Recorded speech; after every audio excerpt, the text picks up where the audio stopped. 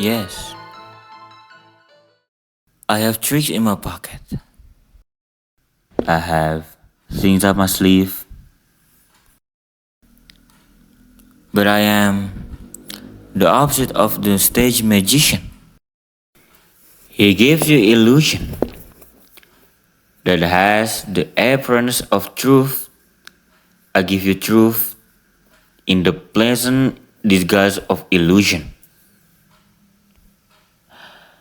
To begin with, I turn back time, I reverse it to that quiet period. The truth is, when the huge middle class of America was matriculating in a school for the blind, their eyes had failed them, or they had failed their eyes, and so they were having their fingers pressed forcibly down on the fire braille alphabet of a dissolving economy. In Spain, there was revolution. Here there was only shouting and confusion. In Spain, there was Guernica. Here there were disturbances of labor, sometimes pretty violent. In otherwise peaceful cities such as Chicago, Cleveland, St. Louis. This is the social background of the play. The play memory being a memory play. It is a dimly lighted. It is sentimental. It is not realistic in memory. Everything seems to happen to music that explains the fiddle in the wings. I am the narrator of the play and also the character in it. The other characters are my mother, Amanda, my sister, Laura, and a gentleman caller who appears in the final scenes. He is the most realistic character in the play, being an emissary from a world of reality that we were somehow set apart from. But since I have a poet's weakness for symbol, I am using this character also. He is the long delayed, but always expected something that we live for. There is a fifth character in the play who doesn't appear except in this larger than life-size photograph over the mantel. This is our father, who left us a long time ago. He was a telephone man who fell in love with long distances. He gave up his job with the telephone company and skipped the life fantastic out of town. The last we heard about him was a picture postcard from Mazatlan on the Pacific coast of Mexico, containing a message of 2 words, hello, goodbye, and no address. I think the rest of the play will explain itself.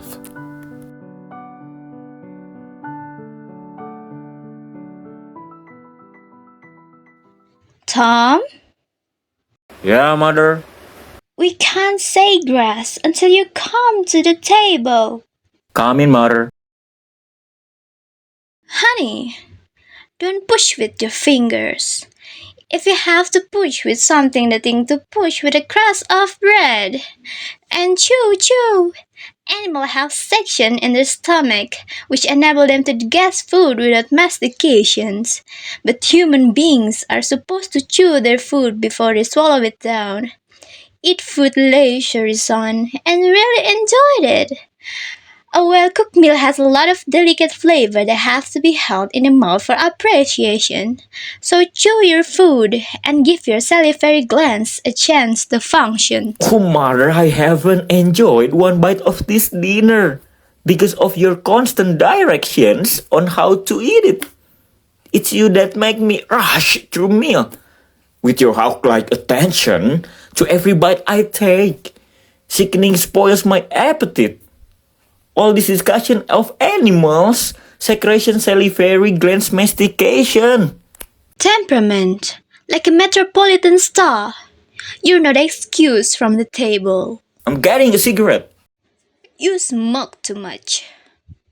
I will bring the black mage. No, sister, no, sister. You be the lady this time and I'll be the darky. I'm already up. Resume your seat, little sister. I want you to stay fresh and pretty for gentlemen callers. I'm not expecting any gentleman caller. Well, sometimes they come when they are least expected. Why, I remember one Sunday afternoon in the Blue Mountain. I know what's coming. Yes, but let her tell it. Again? She loves to tell it. One Sunday afternoon in the Blue Mountain, your mother received 17 gentlemen callers. Sometimes they weren't chairs enough to accommodate them all. We had to send the nigger over to bring in folding chair from the Paris house. How did you entertain those gentlemen callers? I understood the art of conversation. I bet you could talk. Well, girls in those days knew how to talk. I can tell you. Yeah? They knew how to entertain their gentlemen callers. It wasn't enough for a girl to be possessed of a pretty face and graceful figure. Although I wasn't like in any other respect, she also needed to have a nimble wit and a tongue to meet all occasions. What did you talk about? Things of importance going on in the world, never anything coarse or common or vulgar. My callers were gentlemen all. Among my callers were some of the most prominent young planters of the Mississippi Delta planters and son of the planters. There was a young Chem Lauhin who later became vice president of Delta Planners Bank, and Hadley Stevenson who was drowned in the Moon Lake and left his widow 150,000 government bonds. And then there were the Carteret brothers, Weasley and Bates. Bates was one of my bright particular bugs. He got in quarrel with that wild wine-rat boy. They shoot it out into the floor of the Moon Lake Casino. Bates was shot through the stomach, died in his ambulance on his way to Memphis. His widow was also well provided for, came into 8 or 10,000 acre, that's all. She married him on the rebound, never loved her, carried my picture on him the night he died. And there was that boy that every girl in Delta had set her cape for. That's beautiful, brilliant young Fitzhugh boy from Green Country. Why did he leave his widow? He never married. Gracious, you talk as talk all of my old admirers had turned off their toes to the daisies. Isn't this the first you've mentioned that still survives? Well, that Fitzhugh boy went north and made a fortune. He came to be known as the Wolf of Wall Street. He had a Midas touch. Whatever he touched turned to gold. And I could have been Mrs. Duncan G. Fitzhugh, mind you, but I pick your father. Mother, let me clear the table. Oops, no dear. You go in front and study your typewriter chart or practice your shorthand a little, stay fresh and pretty. It's almost time for our gentlemen callers to start arriving. How many do you suppose we're going to entertain this afternoon? I don't believe we are going to receive any, Mother. What? No one, not one? You must be joking. Not one gentleman caller. It can't be true. There must be a flood, or there must have been a tornado. It isn't a plot. It's not tornado, Mother. I'm just not popular like you were in Blue Mountain. Mother afraid I'm going to be old maid.